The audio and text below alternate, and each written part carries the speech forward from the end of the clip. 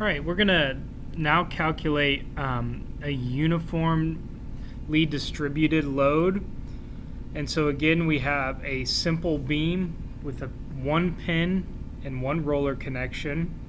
We have a uniform load this time that's represented by W, and it is 100 pounds per foot, that uniform load. And so the first thing we want to do is create a free body diagram. And so I'm going to draw a line that represents my beam.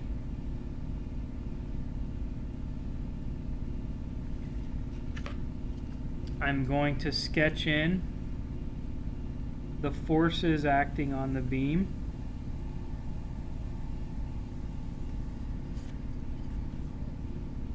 And I'm going to do that with these arrows that are representing that uniformly distributed load. Okay. The next thing we're going to want to do is sketch in the overall length of our beam. And this beam is going to be 16 feet long.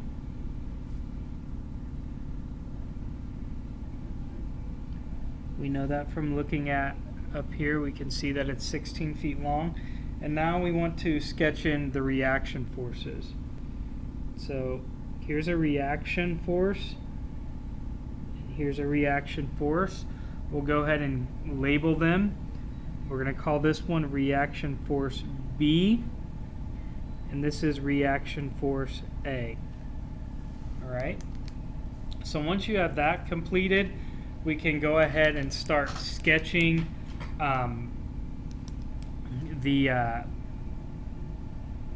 well, let's go ahead and annotate the force. So I'm just going to draw an arrow there, and we'll say that it's equal to 100 foot-pounds. All right. Now the first thing that we're going to want to do when we do this is sum the forces in the y direction. So that's going to be our first step. So I'll come over here and I'll start my calculation. So I'm going to say we want to sum the forces in the y direction. And again, those forces must be equal to 0 so that our beam is in equilibrium, so that it doesn't fall or break or bend.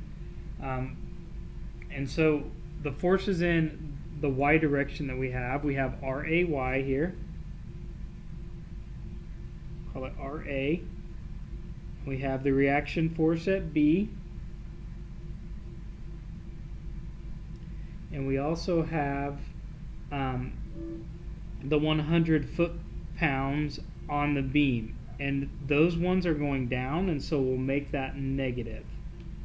Minus 100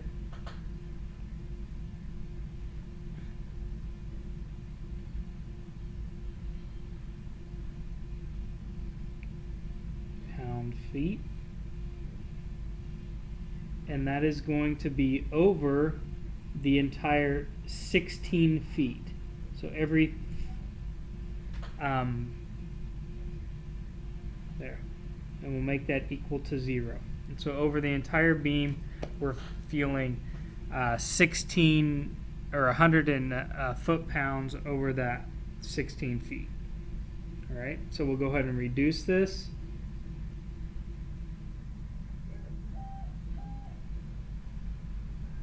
RA plus the reaction at B. We reduce here by multiplying those two, and we end up with 100 pounds. The feet are 1,600 pounds because the feet cancel each other out. Now we're left with a variable. We can't solve the rest of that, so we'll have to use a different formula. The next formula we'll use is we'll sum the moments. And so this time I'll write that we are going to sum the moments, and we'll sum the moments around point A on our beam, and those have to be equal to 0. So the first moment force we run into is at B. It's the reaction force of B times 16 feet. And so the reaction at B times 16 feet is our first one. The other thing we have is we have the 100 pound-feet,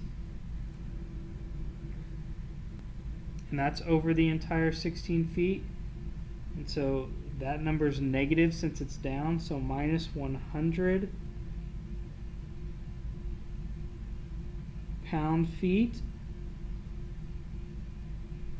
multiplied by our 16 feet.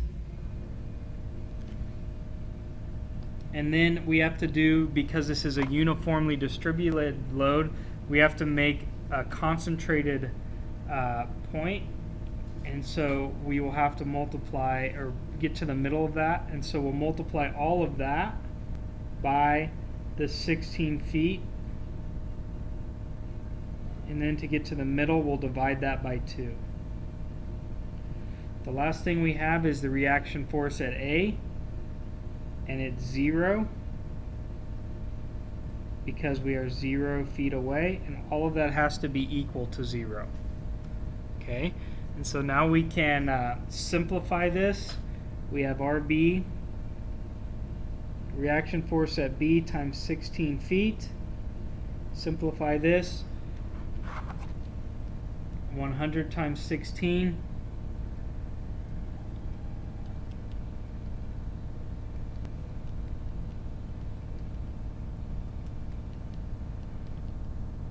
$1,600, and then we multiply that by 8 because this simplified is 8, and we get negative 12,800 foot-pounds.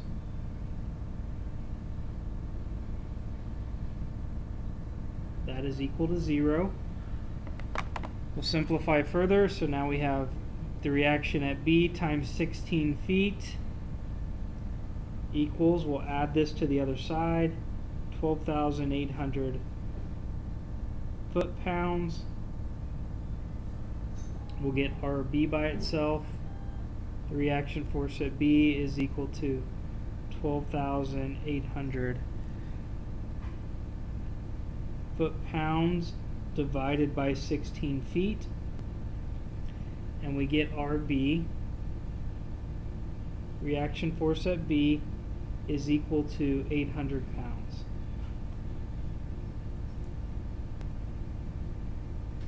So once we have that figured out, we can come up here and we can plug in RB, so reaction force at A plus 800 pounds is equal to 1,600 pounds, which would make the reaction force at A also equal to 800 pounds.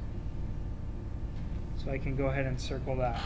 So once you have that taken care of, we can go ahead and sketch our shear and moment diagrams. And so for our uniformly distributed load here, we'll start up here. I'll draw a point. This is that 800 pounds reaction force right here, so I'll go ahead and write that in.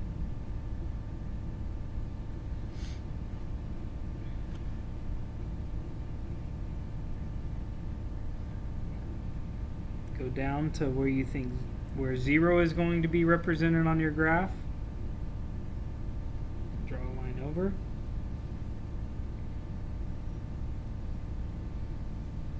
And our shear diagram in this case is going to be the slope of this is equal to the shear. So this line is going to be angled this time because it's a uniformly distributed load. The slope is equal to this 100 foot-pounds over that distance. Again, for a uniformly distributed load, the slope is equal to the magnitude of that force. All right, and so that slope will come down.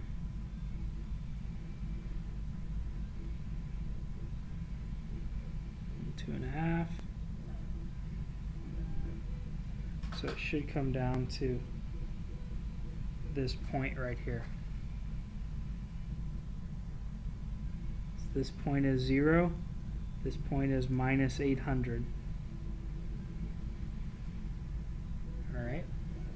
And sketch these other lines in for your shear diagram.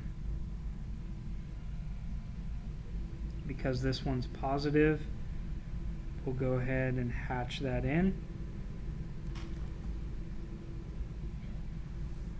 That. Now we can go ahead and sketch the moment diagram. And so the moment diagram, come down a little bit with our lines. This is now going to be 0 again for our moment diagram. The maximum moment is equal to this point right here, which is 0. That's 8 feet. Let's go ahead and do the calculation for it. So we'll scoot our paper up a little bit and we'll work on that. So the moment max is equal to the area under shear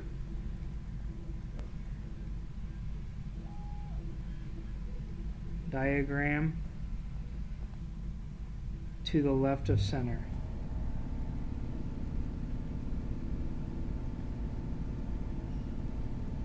So this is to the left of the center. This is what the moment is equal to, that area.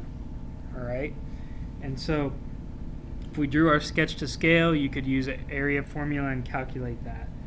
Since we didn't, we'll go, it is going to be equal to 1/2 that 800 pounds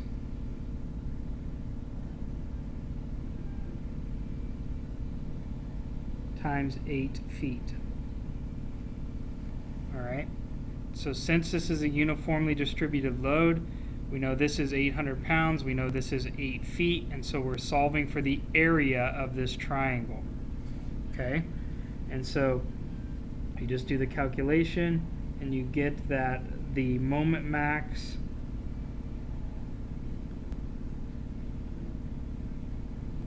is equal to 3,200 foot-pounds. All right, and so on our diagram, that max, we'll mark it right here, and I'll just label it moment max. That's equal to 3,200.